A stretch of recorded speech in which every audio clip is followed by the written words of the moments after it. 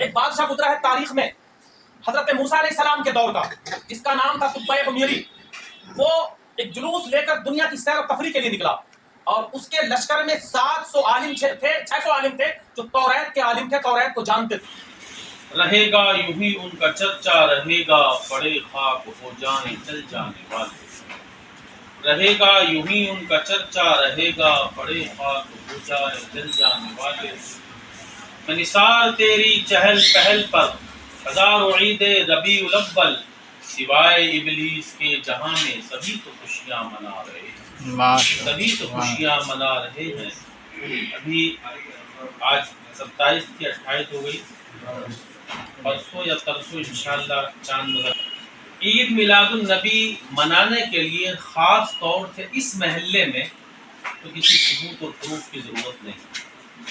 جلوس پورے شہر میں نکل کے آتا ہے، لیکن تقریباً 27-28 سال سے تو مجھے بھی ہو گئے دیکھتے ہوئے کہ یہاں کے لوگ جتنا خرچ کرتے ہیں اور جلوس کا جو اہتمام، جلوس کے لیے اہتمام کرتے ہیں، تبرکات کا، ایسا پورے شہر میں کہیں اور نظر نہیں آتا۔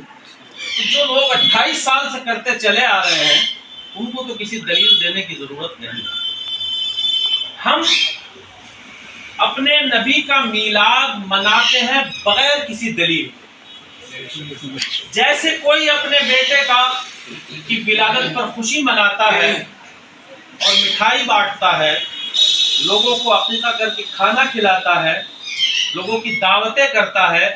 اس سے پوچھے اگر کوئی آ کر، بھائی یہ بتاؤ تم نے جو آج اپنے بچے کا عقیقہ کیا ہے، اپنے بچے کی ولادت پر خوشی منائی ہے، اس کا ثبوت دو، اس کا پروف دو، تو وہ کہے گا تم مانو یا نہ مانو، میرا بچہ میرے گھر پیدا ہوا ہے، میں خوشی ضرور مناؤں گا، اور مجھے اس خوشی منانے کے لیے کسی دلیل کی ضرورت نہیں ہے، کسی دلیل کی ضرورت نہیں ہے۔ وہ خوشی، ایک خوشی وہ ہوتی ہے جو ایک فرد کے لیے ہوتی ہے، ایک خوشی وہ ہوتی ہے ایک خاندان کے لیے ہوتی ہے، ایک خوشی وہ ہوتی ہے ایک محلے والے کے لیے ہوتی ہے، ایک خوشی وہ ہوتی ہے ایک شہر والے کے لیے ہوتی ہے، اور ایک خوشی وہ ہوتی ہے ایک ملک، ایک صوبے والوں کے لیے ہوتی ہے، اور ایک خوشی وہ ہوتی ہے پورے ملک کے لیے ہوتی ہے، اور ایک خوشی وہ ہوتی ہے جو پوری دنیا کے لیے ہوتی ہے، اور ایک خوشی وہ ہوتی ہے جو ایک دن کی ہوتی ہے، اور ایک خوشی وہ ہوتی ہے جو ایک ہفتے کی ہوتی ہے، اور ایک خوشی وہ ہوتی ہے جو ایک مہینے کی ہوتی ہے، اور ایک خوشی وہ ہوتی ہے جو ایک سال کی ہوتی ہے، اور ایک خوشی وہ ہوتی ہے جو ایک صدی کی ہوتی ہے۔ لیکن میرے آقا، آپ کے آقا، ان کی خوشی کا عالم یہ ہے، اس زمانے کی قید سے پاک ہے۔ مصطفیٰ کریم صلی اللہ تعالی وسلم کی خوشی کسی خاص زمانے کے ساتھ مقید نہیں ہے۔ مصطفیٰ کریم صلی اللہ تعالی وسلم کے ماننے والے، سرکار کے سچے غلام ابھی مصطفیٰ دنیا میں تشریف بھی نہیں لائے تھے، اور مصطفیٰ کی ولادت کی، مصطفیٰ کے آنے کی خوشی میں لوگ جلوس نکال رہے ہیں۔ ایک بادشاہ گزرا ہے تاریخ میں حضرت موسیٰ علیہ السلام کے دور کا، جس کا نام تھا تبع حمیری، اور اس کے لشکر میں 700 عالم تھے، 600 عالم تھے جو توریت کے عالم تھے، توریت کو جانتے تھے۔ جب بادشاہ کوئی مسئلہ پیش آتا تھا ان سے معلوم کرتا تھا، وہ بتاتے تھے توریت کی روشنی میں اس کو مسئلہ۔ لیکن وہ گھومتے مکہ شریف بھی گیا، میں لمبا نہیں کرتا ہوں، جب مدینہ شریف جہاں آج آباد ہے وہاں کوئی آبادی نہیں تھی، وہاں باغات تھے، کھجور کے درخت تھے۔ وہاں سے جب یہ قافلہ گزرا تو وہ علماء کہنے لگے، 700 یہودیوں کے علماء، سرکار کے دنیا میں 1000 سال تشریف لانے سے پہلے کے علماء کہنے لگے بادشاہ ہم یہاں سے آگے نہیں جائیں گے۔ کہا بھائی تم سے میرے ملک کا نظام چلتا ہے، تم سے مشورے لیتا ہوں میں، تم کیوں نہیں جاؤ گے؟ تم تو میری کوئی بات ٹالتے نہیں، آخر ایسا کیا معاملہ پیش آ گیا؟ کہنے لگے بادشاہ ہم یہاں سے نہیں جائیں گے۔ کہا اچھا مجھے بھی بتاؤ تم جاؤ گے کیوں نہیں؟ کہا ہم یہیں آباد ہونا چاہتے ہیں، ہم یہیں رہنا چاہتے ہیں۔ نبی آخر الزماں، ہماری کتابوں میں، ہم نے کتاب میں یہ پڑھا ہے، توریت میں یہ پڑھا ہے کہ نبی آخر الزماں ہجرت کرنے کے بعد اسی زمین پر آئیں گے، ہم سے یہاں کے ہمیں یہاں سے مصطفیٰ جان رحمت کی خوشبو آ رہی ہے، تو ہم یہ چاہتے ہیں کہ مصطفیٰ ہمیں مل جائیں، اگر ہمیں نہ بھی مل پائے تو ہماری اولاد ان سے ملاقات کرے، وہ کلمہ پڑھتے مشرف اسلام۔ بادشاہ نے کہا اچھا ٹھیک ہے، جب تم ضد کر رہے ہو تو ایسے نہیں میدان میں کیسے رہو گے؟ وہ بادشاہ تھا وقت کا، اس نے 600 مکان ان کے لیے تعمیر کیے، اور ایک مکان بنایا اس نے 2 منزلہ، اور اس نے کہا ایک خط لکھا، اس نے کہا اے نبی آخر الزماں، میں نے آپ کا زمانہ نہیں پایا، لیکن مجھے بھی آپ اپنے غلاموں میں شامل کر لیں، اور میں پیش کیا آپ کا کلمہ پڑھ کر آپ کے نبی ہونے کا اقرار کرتا ہوں۔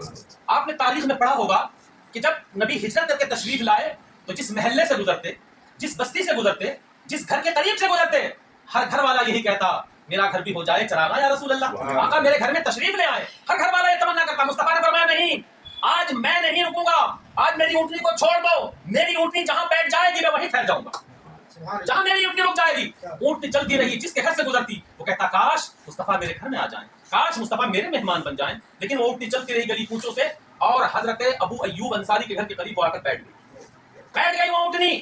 لوگ یہ کہتے ہیں کہ معاذ اللہ نبی کو معلوم نہیں ہے, اونٹنی بھی جانتی تھی کہ 1000 سال پہلے خط کس کو ملا ہے, وہ خط آج کس کے پاس ہے, نبی اسی کے مہمان بنیں گے, اور 1000 سال پہلے نبی کے لیے جو مکان بنایا گیا تو منزلہ, نبی اسی کے مہمان بنے گے. حضرت ابو ایوب انصاری کے مہمان مصطفیٰ بنے. مصطفیٰ نے فرمایا ابو ایوب ذرا وہ خط تو لاؤ جو تمہاری نسل بعد سے تمہیں ملا ہے.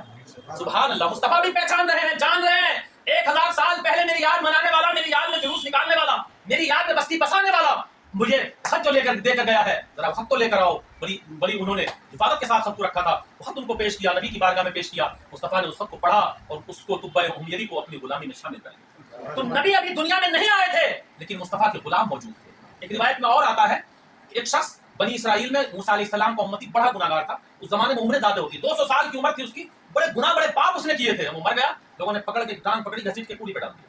موسیٰ علیہ السلام کو وہی نازل کی اللہ نے, موسیٰ میرا خاص بندہ, میرا پیارا, تمہاری قوم نے اسے کوڑی پہ ڈال دیا, ذرا اٹھا جاؤ اس کو دفناؤ, اس کو عزت سے اس کو رکھو قبر میں.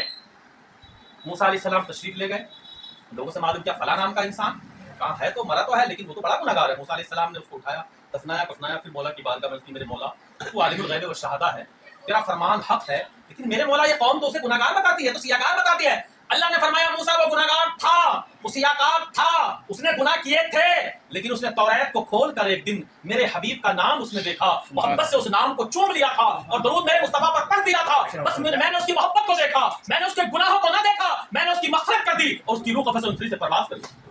تو مصطفیٰ تشریف نہیں لائے, جنہوں نے تعظیم میں مصطفیٰ کا نام چوم لیا اللہ نے اسے بخش دیا.